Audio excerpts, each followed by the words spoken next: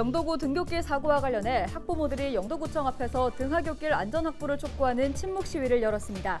그동안 안전대책 없이 방치했다며 사고 이전 무관심했던 기관에도 책임을 물었습니다. 부산에서 양산과 울산을 잇는 광역철도 건설 사업이 본궤도에 올랐습니다. 철도가 개통되면 부울경 1시간 생활권이 조성될 전망입니다. 중구에서 어린이 유레카 아이디어 발굴단 운영 조례가 제정됐습니다.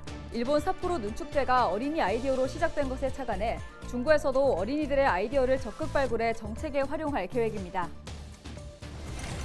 부산시가 산업은행법 개정과 지방 이전 계획 최종 승인 등 현안 해결을 위해 정치권과 시민이 참여하는 TF를 구성할 계획입니다.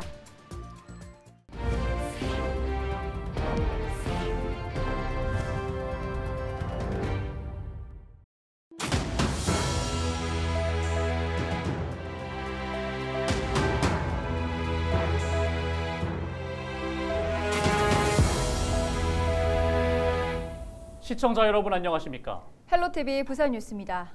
지난달 영도의 한 초등학교 어린이 보호구역에서 초등학생이 숨지는 안타까운 사고가 발생했습니다. 지역 학부모들이 재발 방지를 위한 대책 마련과 유가족에게 사과를 요구하며 침묵 시위를 벌였습니다. 보도에 김한식 기자입니다. 등교하던 초등학생 황예서 양이 참변을 당한 지 10여일.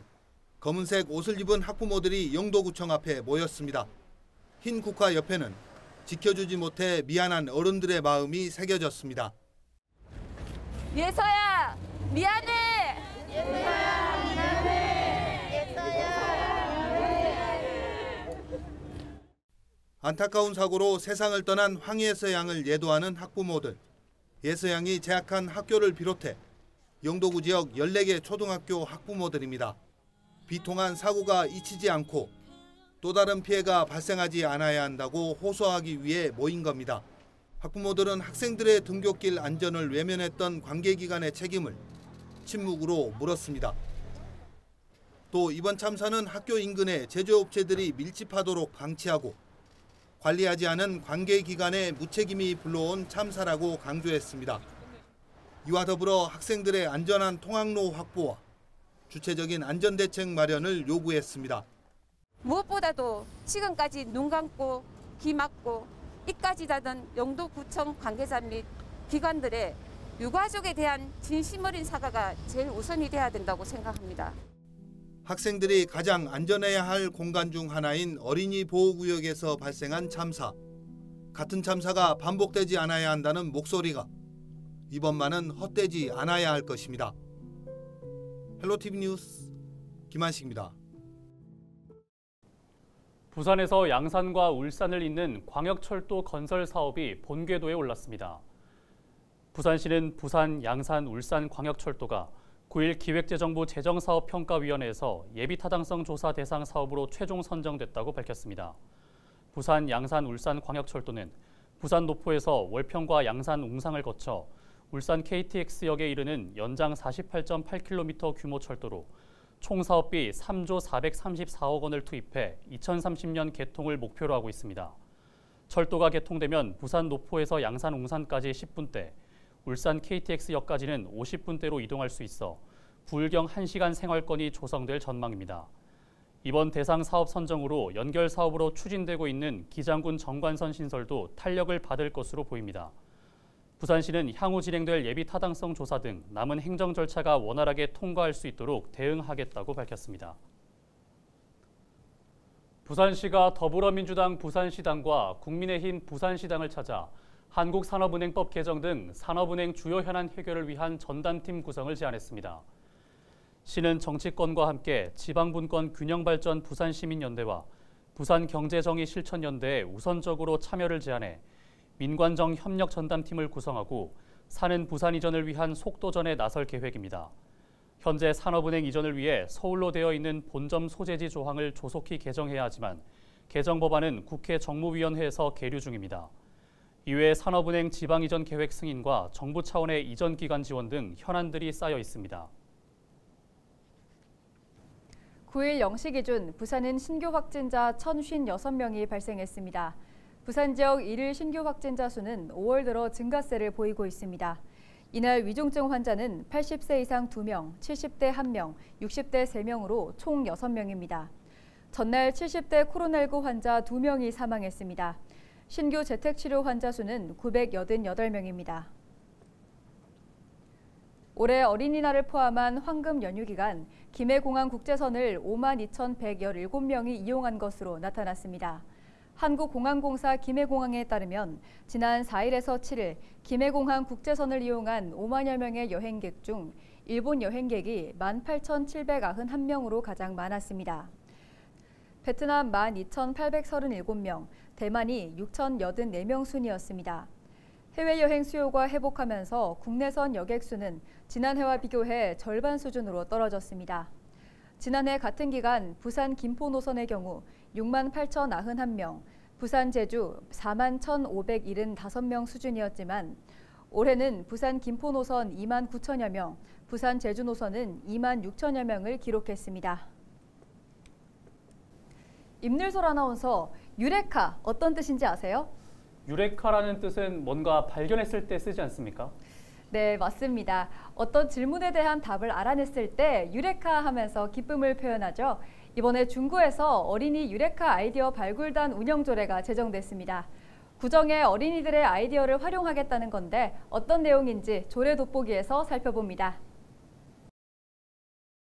세계 3대 축제 가운데 하나로 꼽히는 삿포로 눈축제.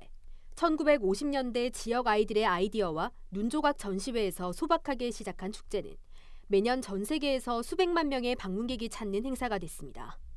우리 지역의 축제와 정책에도 아이들의 창의성과 참신한 생각을 반영해보면 어떨까? 중구의회에서 어린이 아이디어 발굴단 운영 조례가 제정됐습니다. 우리 중구의회가 2022년도에 공무국외 출장 결과에 따라 입법 추진된 사안입니다. 어린이들의 아이디어가 지역의 대규모 축제로 발전할 수 있는 점을 상당히 높이 평가했습니다. 그래서 일본의 삿포로 눈축제처럼 우리 중구에도 지역 어린이들의 순수하고 창의적인 아이디어가 구정에 반영될 수 있는 환경을 만들고자 본 조례를 발의하게 되었습니다.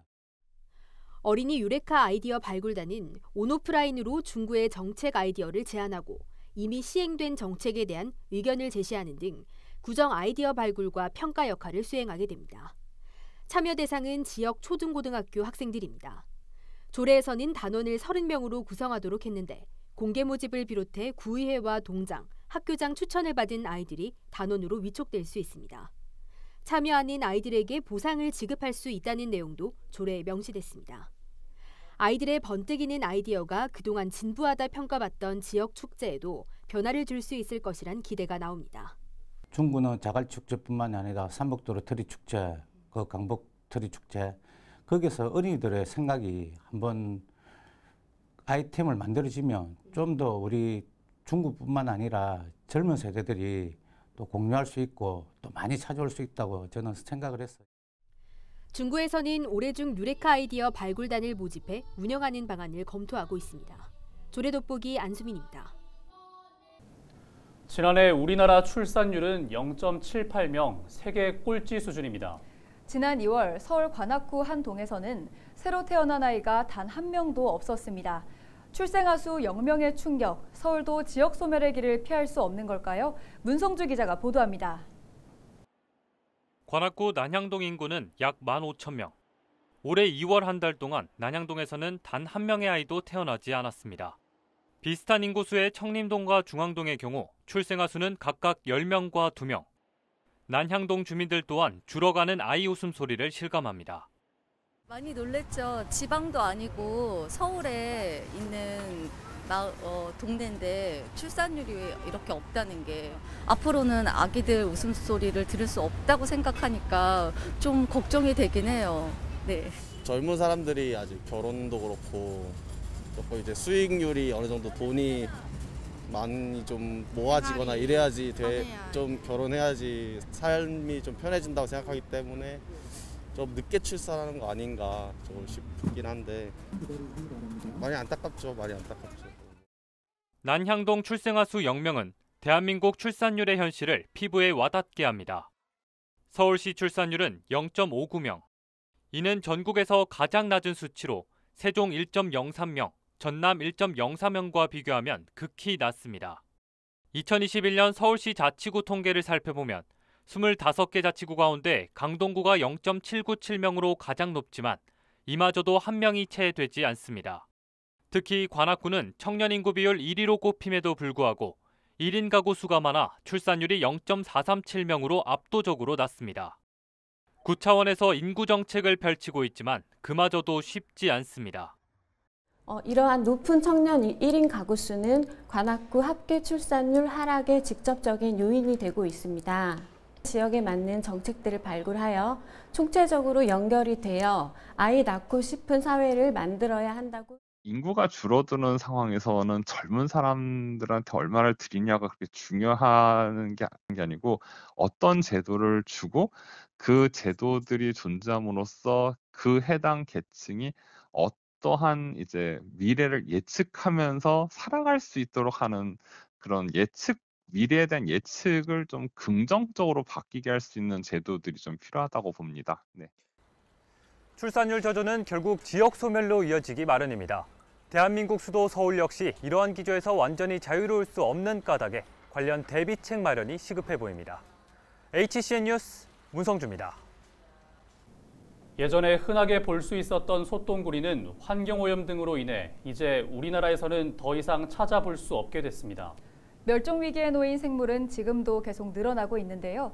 야생생물을 지키기 위한 우리 모두의 노력이 절실한 시기입니다. 서희동 기자가 보도합니다.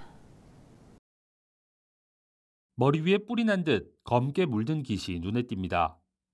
전남 영광군 육산도에 서식하는 여름철새 뿔제비 갈매기입니다. 전 세계 100여 마리밖에 남지 않은 희귀종으로 우리나라 멸종위기 야생생물 1급입니다.